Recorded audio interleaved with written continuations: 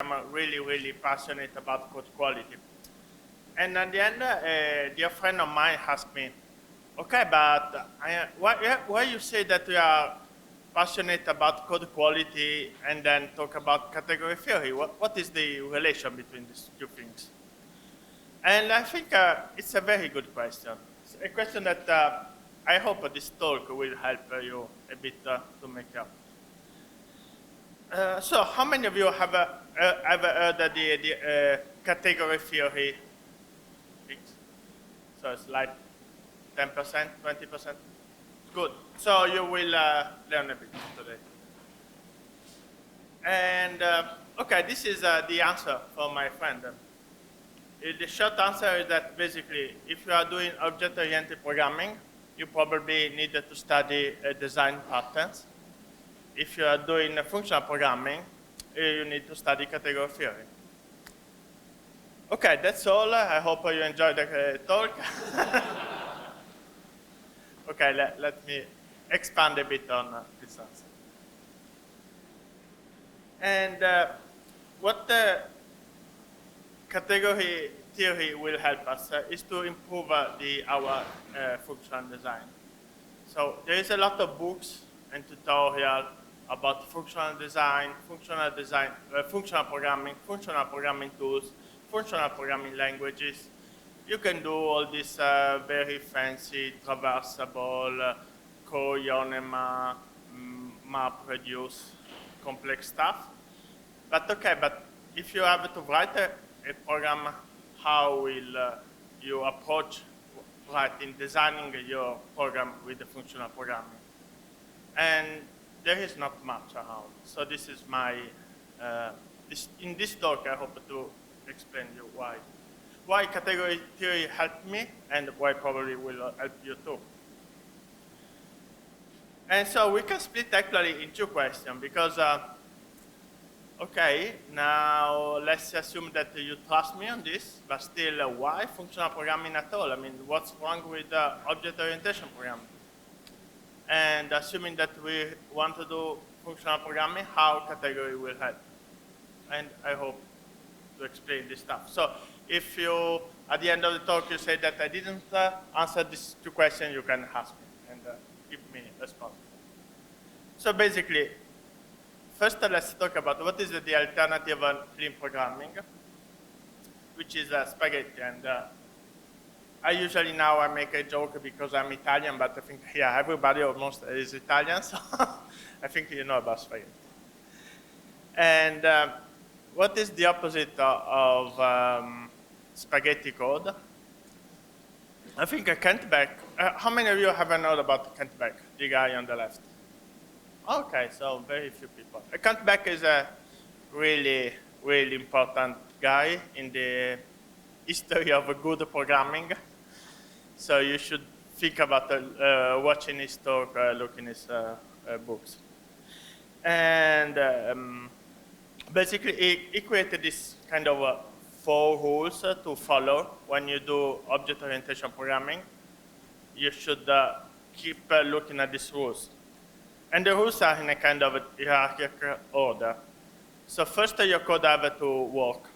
So you need to have a test, and the test needs to pass. If your code doesn't work, there is no point of going on code quality. The second point is it should reveal intention. So looking at your code, it should be quite easy to understand, okay, this piece of code, what's the point of this piece? What is trying to do? Because if you really have no clue what that code is going to do, it's very hard to understand where the error is.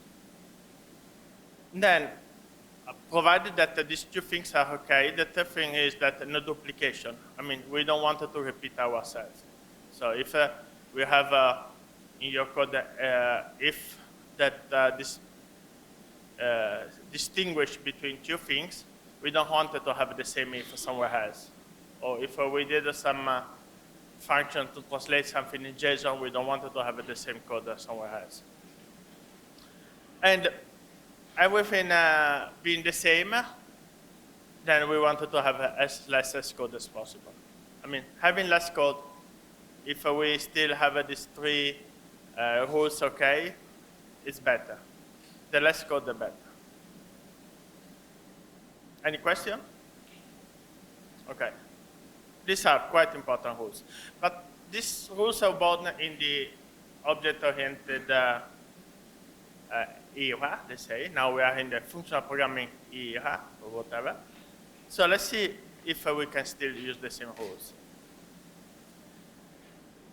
And first, let's remind ourselves that functional programming is actually a paradigm. It's not a language. It's not a tool. You don't have to have something like Lambda or, I don't know, whatever. I kind types to say I'm doing functional programming. Mostly it's a paradigm of how you write code. And do you know? How many of you know about these two guys? Okay, guys. You need to study the history of programming. It is a very important, guys. Basically, the guy on the left, basically he invented object orientation programming. The guy on the right, he kind of invented functional programming, and this happened in the 60s. So we have a lot of history that we I think as an industry, we tended to forget things and rediscover them again, and we put a fancy name. But for me personally, it happened with basically two books, which are also quite good books if you haven't read them. The book on the left has been the book that forced me to think again about functional programming after I studied at the university, I completely forgotten, and then in 2010, more or less, this book came out, and the Guru's book, and I started to look, this functional programming actually is pretty cool. And the right book is a very, very tough functional programming book. So if you really wanted to learn and study hard functional programming, I think this is still the best book ever, even if you don't like Scala. I don't like very much, but it's still a great, great book. And so, started with this book, started reading category theory, and then everything seems a category to me. But at the end of the day, in English, there is this way of saying that the proof of the pudding is in the eating. I mean, you can say, I follow the recipe, but if it's not good, that doesn't matter. And at the same point, the proof of a functional programmer is in the code. So you are not a functional programmer if you use some tool or some language. You are a functional programmer. You can also use a Visual Basic if you follow the functional programming paradigm. Can you hear me? Yeah, the audio is great. So what we kind of need is three things mostly about functional programming: higher order function, immutable data, and laziness. And these are important, but at the end of the day, it's all about morphism. And if you already read all the books that I told you till now, there's another book here. And this book is about category theory. So if you really want to go beyond functional programming, simple functional programming, and you go deep in category theory, this is the book for you. But what does it mean this? That at the end, the whole point of our functional programming is that we apply morphism, which are transformation. All the rest is just a tool, but the main point is that we reason about transforming types. So let's see some example in code. A date to a string. But you can read. I mean, probably just the last line is we can transform a type to another type, but we can also transform a function to another function. Because types are, functions are still, a function has a type. It's called there is a special name for them. But a function is a type. So we can take a function that take a user return a data and return a function that take a user return a string. And you can, these are the types, signature, and these are the actual example. I mean, data to string can be just a data format, can be any other function, just to give an example. User today can be, user is our type, we get the birthday. And string to int, we can take the length of the string. Or we can take a user to date and transform a user to string because we combine the get birthday with the get the date format to have the date as a string. And trying to use this kind of mindset, we apply transformation to types. This is really the main things in functional programming. But we thought about category theory. So what is category theory? Basically, it's a mathematical thing. So I'm not really an expert. I'm not a mathematician. But for you to have an understanding, a category is a bunch of objects with some arrows that connect the object. Doesn't seem so hard. I mean, it's nothing really complicated. It's just you have the objects. The object means not an object in programming, just stuff, and arrows that connect the stuff. Only rules is that arrows only connect two objects, and then you may combine the arrows. So if you have an arrow that goes from A to B and then another from B to C, we can combine these two and have an arrow that goes from A to C. And we cannot distinguish the two. I mean, if someone gives us a C and tell you which one, did you use one arrow, two arrows, we cannot really say the difference. That's the set of rules to play category. And but category you can apply for anything. So for example, you can apply to London Underground system, and you just have to imagine that the stops are your objects, and the line is actually the arrows. And you can combine, because you can say, from Bond Street I go to Oxford Circus, Tottenham Court Road, Chancery Lane, and Bank. Or you can combine all together and say, I'm going to Bond Street to Bank. And there is no difference. I mean, so at the end, you arrive in Bank. There is no way to say, how did you arrive there? I mean, you arrive in Bank. That's it. And you can apply a category to anything else. So you can apply with words. You can apply in mathematics. They are applying particle physics. They are applying all kind of mathematical stuff. But for us, for developers, for example, I also find quite useful when I do event sourcing. This is, by the way, another talk on me, if you want to look about event sourcing. And in event sourcing, we have a state of an object. It's a bit of a machine state that can change a bit using events. But also these are describing a category at the end of the day. Because you have a new order, for example, this is a pizzeria example that go ready, that go dispatch, and then get close the order. And we just combine the events and we have a final type.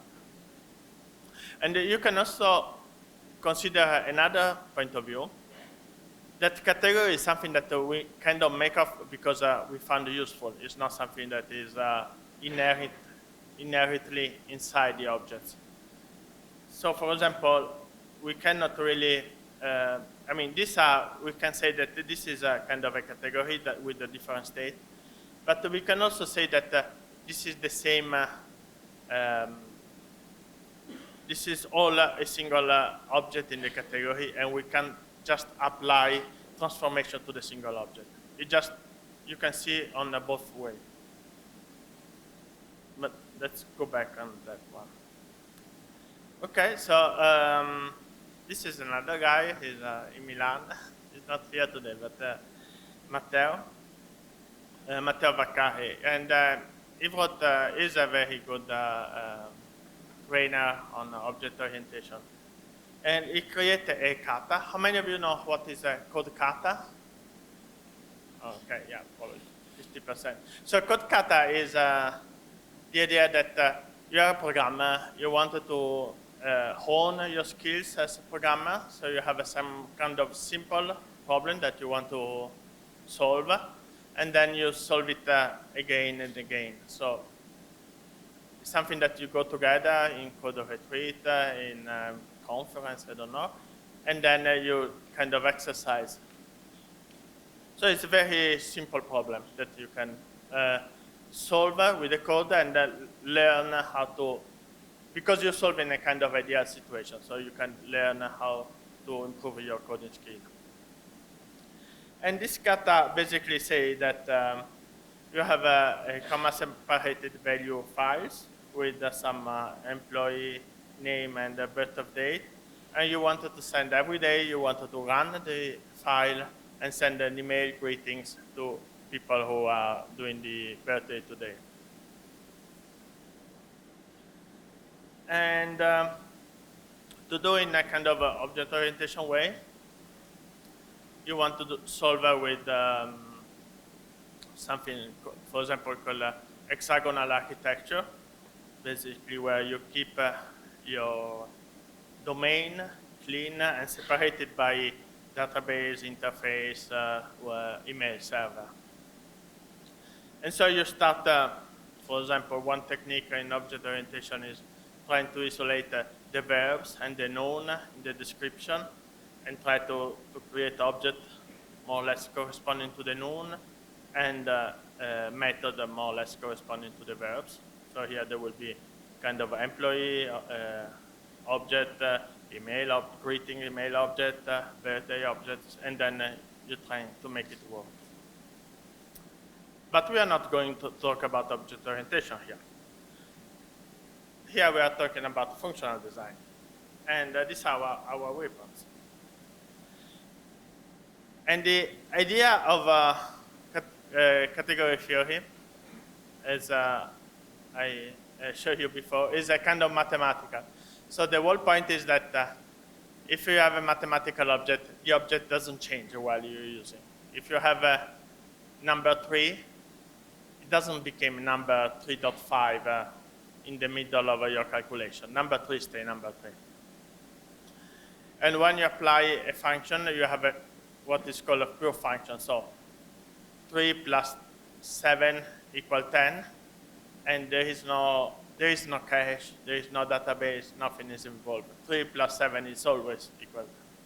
Instead, if you have something like a normal computer function that say get user by ID, it goes to the database. So your ID is ABC. The actual user that returns you depends on the state of the database. That is not a pure function. This is the difference. The pure functions are only return the result based on the input. They don't look around. There is no singleton, no input-output. No. And we need this to stay, because if we are using pure function and mutable types, we can apply the category idea. And so what we want to do is basically define the arrows from the outside. So at the end of the day, what this kata is doing, we have a file name and we send some email. And we know that this is our kind of boundaries. So the input at the beginning of the program and the output that we want to obtain. So differently from the object orientation, where we try to organize the things in several objects that talk each other, with the functional programming, we try to use functions. That's kind of, functional function is kind of easy to remember. So first, we try to define the bigger function. And of course, we can write this function. I mean, we can write a function that take a file name, do all, blah, and then return an email. But that will be a very long function and will be quite hard to understand how it works, and is not what we call a good code. So what we want to do is try to say, okay, can we can we obtain this function combining a simpler function? And we can say, okay, from the file name, for example, we can actually obtain the text of the file. From the text, we can obtain the email data. And from the email data, we can get the result of a sent email.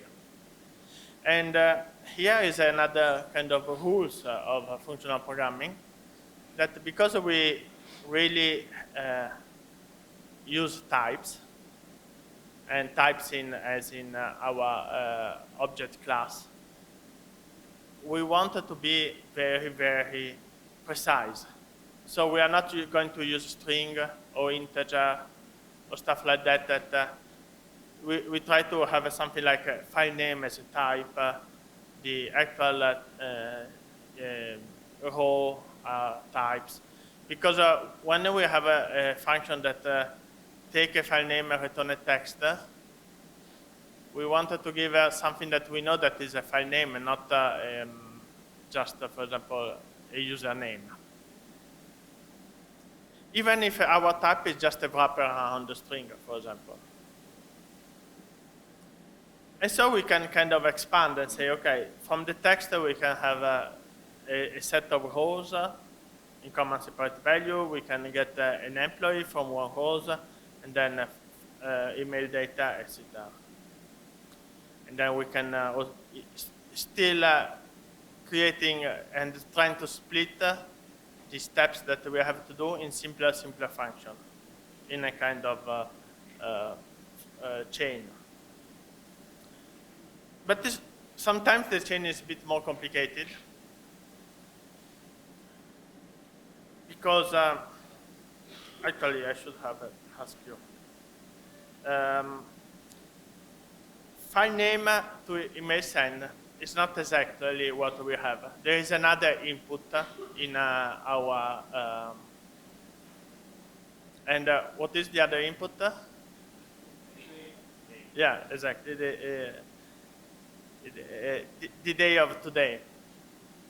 And so we have another input which we put in kind of, our chain start becoming a bigger tree.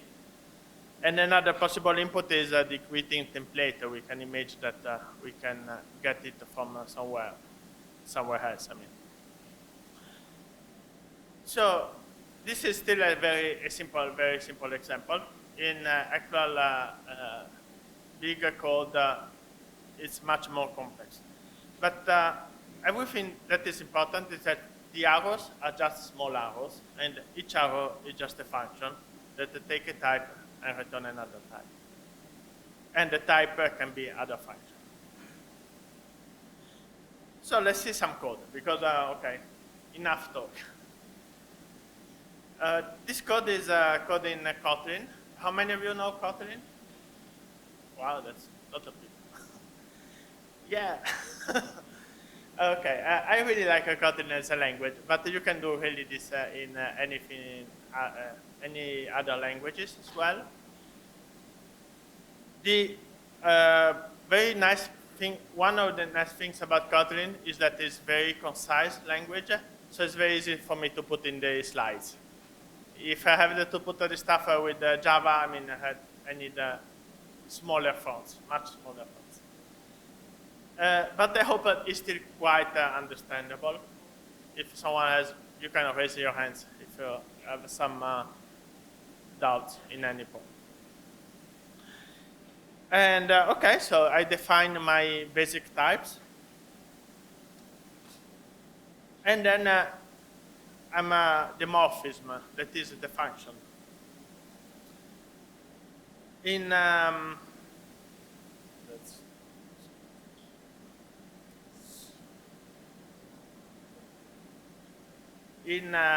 there's this thing called a type alias in Kotlin that allow us to name a type.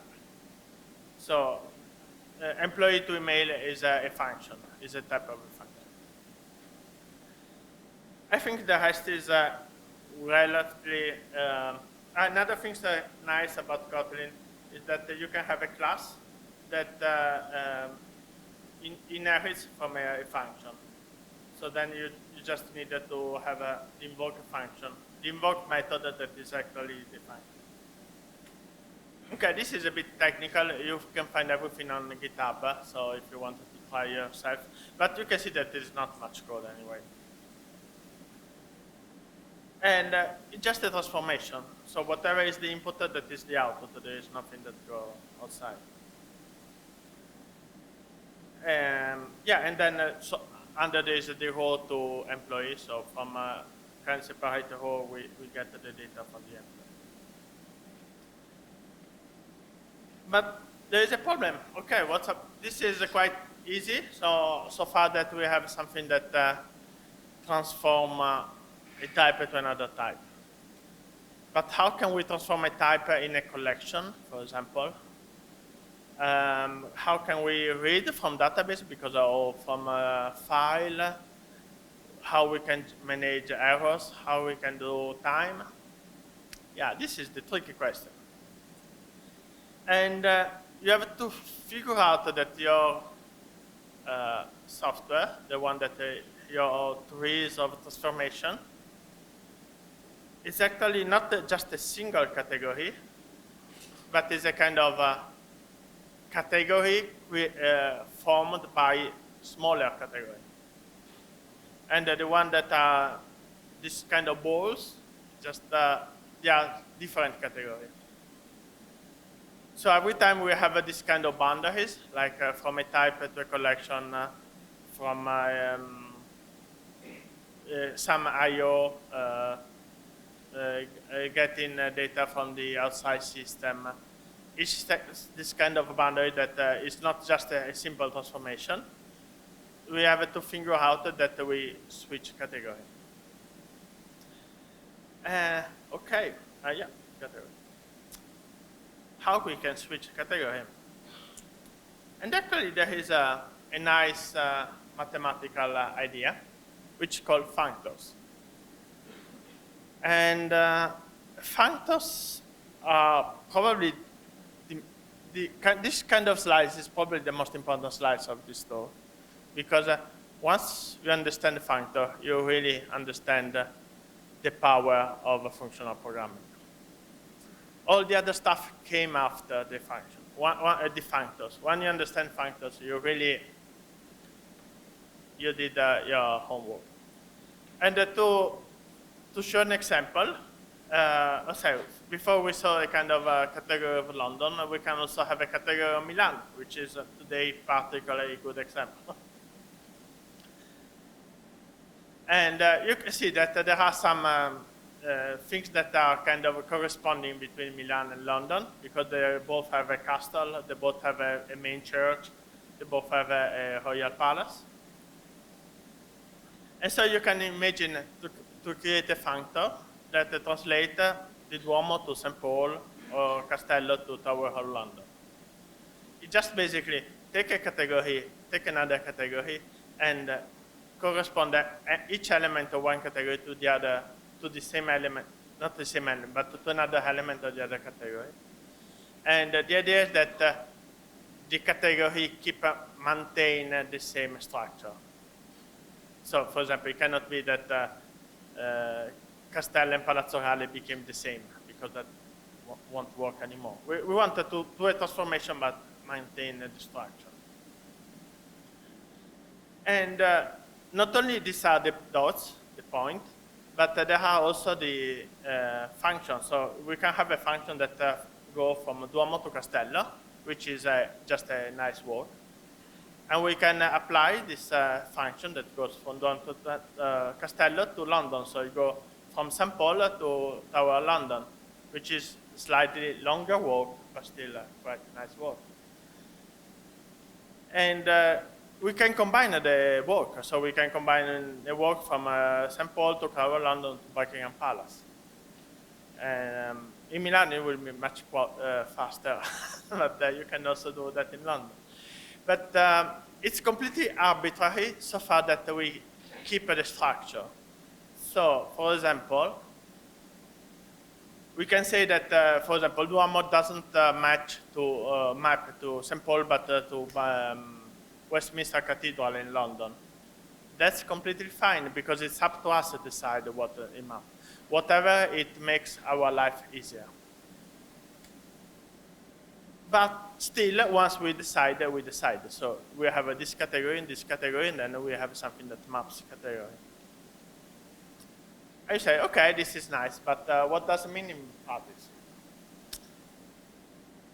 This is the simple possible functor in your code. You have a category of string concatenation, character concatenation, and a category of number. And you have a functor that transforms a string in a number because it transforms from the category of string concatenation to the category of number adding each other. But of course, when you think string length, you are not thinking that we are doing a functor, you are not thinking about functional programming. But just to give you an idea, the functor is the idea, it's not the specific things. The only problem is that, okay, string length is a functor, but it doesn't really compose. I cannot really do much. So if I need a kind of a generic functor that can work with any other object, I'm going to use what is called generics in Java. My personal enlightenment with generics, when I really learn how to use generics, is that considering that you know what the generics are, I mean, more or less, people is not. Is that when you have, you don't have to consider generic a type. So I used to consider list of T as a type, but it's not a type. It's just a type constructor. It's a type builder. And you can create infinite type with a list of T, but your actual types are list of int, list of string, list of whatever you create. So you switch from this mentality that the generics are a type to something that is a type builder. And then at this point, maybe, you know, you have a string, and then you have a list of string. And there is still a kind of a connection between a string and a list of string. They are not the same things. But you can imagine doing the same things to, you can take a string, for example, and take in the length of the string. You have a list of string, you can take, for example, the sum of the length of the strings in the list. So there is a kind of a similitude. There is and it actually, you have an employee and a list of employee. And whatever it is this is actually a functor. So we can see how our creating a generic is using a functor that take a type and return another type. The same type in another category, which is the list category, for example. The nice thing is that this is really generics. I mean, we can adapt and do a lot of funny stuff with this kind of stuff. And then there is things that is called a map. Okay, so we have this functor. What we can do? Provided that we have a function that take, for example, an employee and return a string, return a name, we can apply the same function to the whole list. So it goes inside the list and apply the same function to all the strings in the list. And more generally speaking, when we have a functor of something, of T, we can apply a function to T that transforms T to another type, and then we have a functor with the other type. So here, basically, we have a functor, which is a list. We apply a function that takes T to R, and then return a list of R. one thing that we cannot do in Kotlin or Java is that abstract over list. We cannot say something of T. In other language, in Haskell, for example, you can. And this is called a type class. But here, let's just sorry, it's called an I kindred type. But in Java, we needed to be explicit on, we cannot generalize so much as in other language, but still quite useful. And another kind of usual image is that functors are a bit forklift, because you have a function, employee to string, and then you transform in a function that takes a list of employee and a list of string. It kind of lift the function to another level. And of course, you can do anything else with the functor. I mean, here, list is probably the simplest, non-trivial functor. But we have optional, we have a reader, we have any kind of to read from I/O. We can have a functor to create random numbers, whatever. And okay. First to going on, let's do a bit of quiz. There is a kind of special category where we have only one object that in code means one type, because I don't know if when we translate a category in code, the object of a category became types, not a single instance, but the types. So we have one object, and all the arrows just start with that object and return to that object. So start with that type and return to that type. So it's a category of all functions that do int to int or stringers to string or user to user. And do someone know how it's called this category? Yes, it's called a monoid. And it's called a monoid because there is only one object. It's easy to remember. The nice things about the monoid is that because all the functions take A and A and take an A, return another A, it's very easy to compose them. Because being a category means that we can compose the arrows. That's the point of a category. So A and A became an A. So we have, I don't know, 1,000 integer, and we have one function with a monoid instance, which is the correct way to say it. And we can just apply the monoid instance to all 1,000 integer, and at the end we have only one integer. Because from A and A, we return an A. So we are halving them every time. And being a category, that means that the order doesn't really matter. So for example, if this will be sum, to say the easiest one, it doesn't really matter if we do 5 plus 3 plus 7, or we do 3 plus 7 plus 5. The order doesn't matter. This is one of a law of categories. So basically, a monad is something that allows us to shrink. And whatever if we have a category with a functor? And they are not just any functor, but a functor that can apply to itself. But it's called end of functor. But that's not a problem, because the functor that we saw before, like from A to a list of A, is an end of functor. Because list of A is still an A, so we can create another list of A became a list of A. So it's end of functor. It's okay, we can use it. So a category of all end of functor, who knows how it's called? Yes, a monad.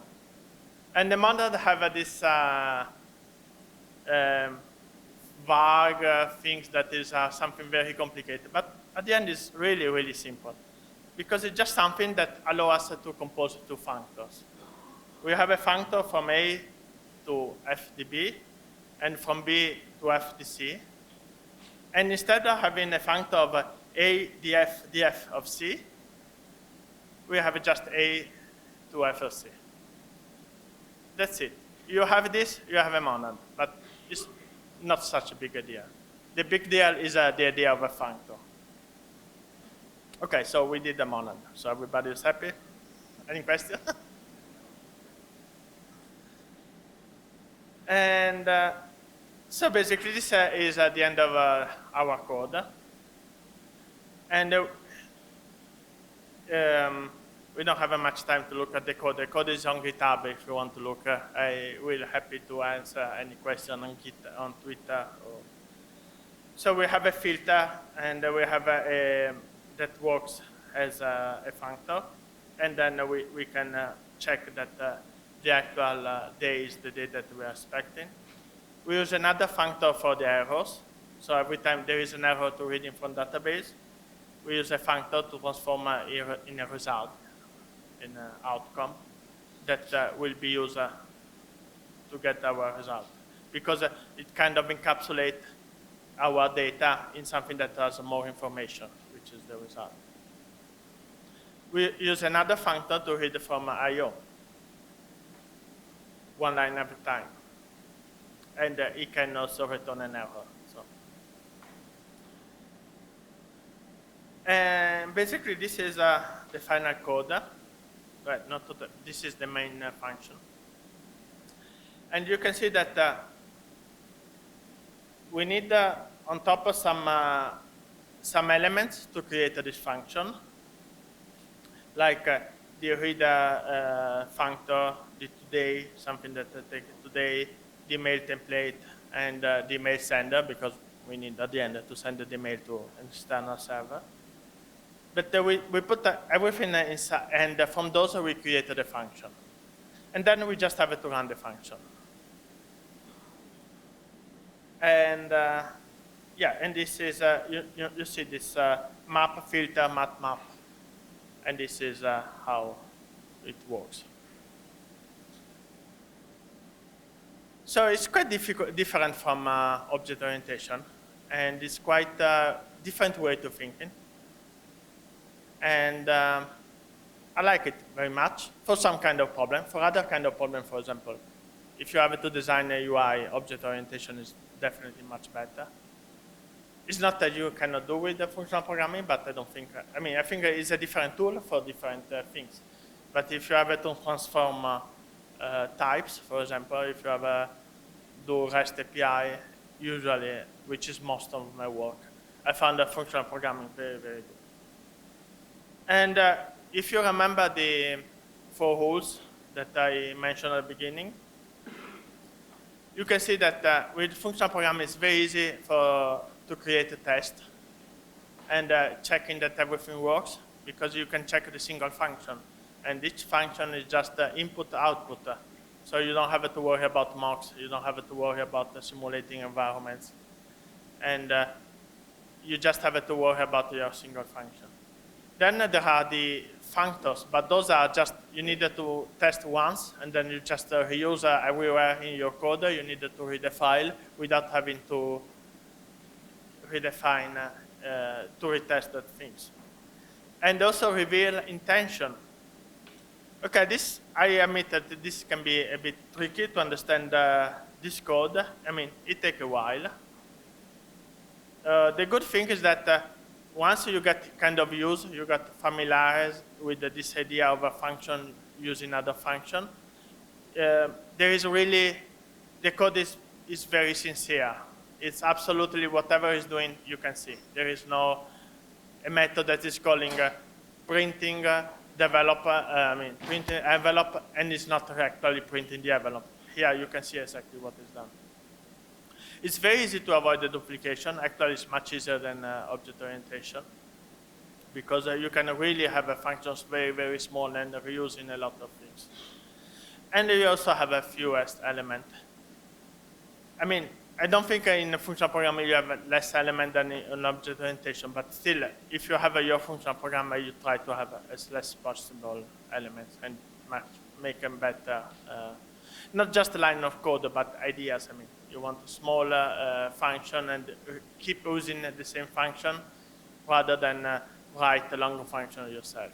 I mean, The first time that I did a kind of functional exercise in functional programming, like the Red Book, there was, I don't remember which one, and my solution was like 20 lines of code. And it was working, I mean, it was correct. But the correct solution was just one line of words, because I just have to use other function that I defined before without having to rewrite. In object orientation, we tend to rewrite the same things when because it's not easy to reuse because of the state. And